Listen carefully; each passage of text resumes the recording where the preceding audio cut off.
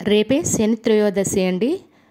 2024వ సంవత్సరానికి చివరి శని త్రయోదశి. అంటే ఏ రాసుల వారైతే ఈ శని ప్రభావం చేత బాధపడుతున్నారో వాళ్ళంతా ఈ శని త్రయోదశి రోజు, అంటే మనం ఈ సంవత్సరంలో చాలాసార్లు శని త్రయోదశిలు వచ్చాయండి. మరి మేము చాలాసార్లు శనికి తిలతైలాభిషేకాలు చేయించుకున్నాము. మరలా ఇప్పుడు అవసరం అనుకోవచ్చు. ప్రతి శని త్రయోదశికి కూడా చేయించుకుంటే మనకి శని ప్రభావం అనేది పూర్తిగా తొలగిపోదండి. అంటే కర్రతో తగిలే దెబ్బ చిన్న చీపురు పుల్లతో తగిలేలాగా అవుతుంది. అంటే పెద్దది జరగవలసిన నష్టం కాస్త చాలా చిన్నదిగా అయిపోతుంది అన్నమాట. దాని గురించి మనం ఈ రెమెడీస్, అంటే తైలాభిషేకం, మనకు శనీశ్వరుడికి ఈరోజు శని త్రయోదశి రోజు శనికి మనం పూజలు అనేవి చేసుకుంటాం. కాబట్టి ప్రతి ఒక్కరు ఏ రాసుల వారైతే ఈ ప్రభావానికి లోనై ఉన్నారో తప్పకుండా వాళ్ళు ఈరోజు పూజ అనేది చేసుకోవాలండి. మరి శని ప్రభావం ఉన్న రాశులే కాకుండా మాకు ఇంట్లో ఆర్థిక ఇబ్బందులు ఉన్నాయి, లేదా మాకు ఏమనుకున్నా జరగట్లేదు, ఇలా ఎటువంటి ప్రాబ్లమ్స్ ఉన్నా ఈరోజు మనము శనికి తిలతైలాభిషేకం చేయించుకున్నట్లయితే చాలా మంచిదండి. కాబట్టి ఈ రోజునైతే మిస్ అవ్వకండి. అందులో కొత్త సంవత్సరం ప్రారంభం అవ్వడానికి ముందు మనం ఇటువంటి ఒక పూజ అనేది చేయించుకున్నట్లయితే ఇంకా మనకి మంచి పాజిటివ్ ఎనర్జీ అనేది వస్తుందండి. కాబట్టి శని త్రయోదశి తిథి ఏ సమయం వరకు ఉంది, ఏ సమయంలో పూజ చేసుకోవాలి, ఏ రాసుల వారు చేసుకోవాలనేది ఇప్పుడు చూద్దాము. డిసెంబర్ 28, 2024 శనివారం. ఈరోజు తిథి నక్షత్రం ఏంటి, అదే సమయం వరకు ఉంది. ఈరోజు శుభ అశుభ గడియలు ఏంటి, వీటితో పాటుగా ఈరోజు మంచిదేననే విషయం కూడా చూద్దామండి. స్కిప్ చేయకుండా వీడియో ఎండింగ్ వరకు చూడండి. శ్రీ క్రోధినామ సంవత్సరం దక్షిణాయనం, హేమంత్ ఋతువు, మార్గశిర మాసం, కృష్ణపక్షం. సూర్యోదయం ఉదయం 6:34 సూర్యాస్తమయం సాయంత్రం 5:44. మరి ఈరోజు తిథి ఏంటి, అదే సమయం వరకు ఉందో ఇప్పుడు చూద్దాము. ఈరోజు తిథి మార్గశిర బహుళ త్రయోదశి. త్రయోదశి తిథి డిసెంబర్ 27 శుక్రవారం రాత్రి 1:15 నుండి డిసెంబర్ 29 ఆదివారం తెల్లవారితే 2:38 వరకు త్రయోదశి తిథి అనేది ఉంటుందండి. తదుపరి మార్గశిర బహుళ చతుర్దశి తిథి ప్రారంభమవుతుంది. మరి ఈరోజు నక్షత్రం ఏంటి, అదే సమయం వరకు ఉంది ఇప్పుడు చూద్దాము.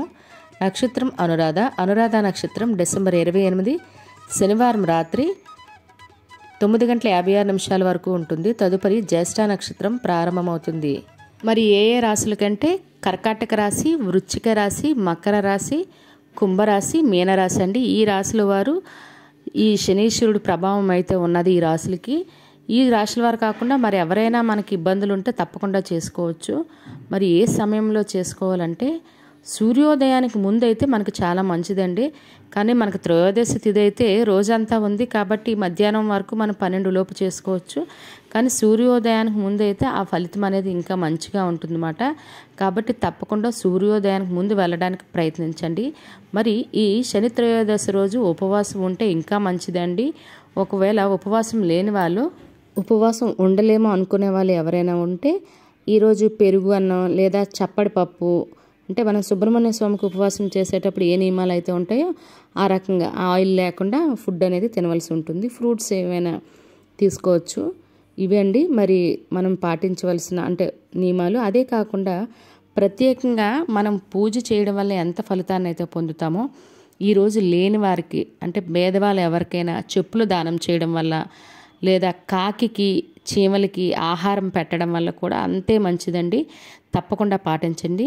ప్రత్యేకించి మనము ఈ గుళ్ళకు వెళ్ళేటప్పుడు అభిషేకం చేసుకునేటప్పుడు అన్నీ మనకి పంతులు గారు మనకి ఏం కావాలో అన్ని లిస్టు ఇస్తారు. అది కాకుండా నువ్వుల నూనె వేసి దీపారాధన, అందులో నల్ల నువ్వులు లేదా అంటే తెలగపిండి ఉంటుంది కదండి, అంటే నువ్వులు క్రష్ చేస్తే వచ్చే పొడి తెలగపిండి, అది ఆ నువ్వుల నూనెలో వేసి ఒత్తి వేసి దీపారాధన చేస్తే చాలా మంచిదండి. మనకి ఈ శని ప్రభావం అనేది చాలా తక్కువ అవుతుందన్నమాట. తప్పకుండా ఈ దీపారాధన అనేది చేయండి. కానీ గుడిలో మాత్రమే చేయాలండి. ఇంటిలో కానీ ఇంటి బయట కానీ చేయకూడదు. అదేవిధంగా శనీశ్వరుడు గుడికి వెళ్ళేటప్పుడు ఈ పూజలు ఏం చేయాలన్నా ఇంట్లో తలకు స్నానం చేసి వెళ్తాము. పూజలు అయిపోయిన తర్వాత, శనీశ్వరుడు పూజ అయిన తర్వాత 11 సార్లు మనము ప్రదక్షిణ తప్పకుండా చేయాలండి. ప్రదక్షిణ చాలా ముఖ్యము. ప్రదక్షిణ చేసిన తర్వాత మరలా మనం అవే బట్టలతో తలకు స్నానం చేసి, గుడి దగ్గర అయితే గుడి దగ్గర, ఇంటి దగ్గర అయితే ఇంటి దగ్గర స్నానం చేసి మళ్ళీ శివాభిషేకానికి వెళ్ళాలండి. ఇది చేస్తేనే మనం శనీశ్వరుడు పూజ కంప్లీట్ అయినట్టు. మనము ఇక్కడ శనీశ్వరుడు పూజ కంప్లీట్ అంటే స్నానం చేయాలి, మళ్ళీ రెండోసారి మరలా శివుడికి అభిషేకం చేయించుకోవాలండి. అప్పుడే దీని పూర్తి ఫలితం అనేది కలుగుతుందండి. తప్పకుండా గమనించాలి. మీకు ఈ వీడియో మీద ఇంకెటువంటి డౌట్స్ ఉన్నా నాకు కింద కామెంట్ బాక్స్లో కామెంట్ చేయండి. నేను తప్పకుండా రిప్లై అయితే ఇస్తాను. రేపు మరలా మరొక కొత్త వీడియోతో కలుద్దాం. ధన్యవాదములు.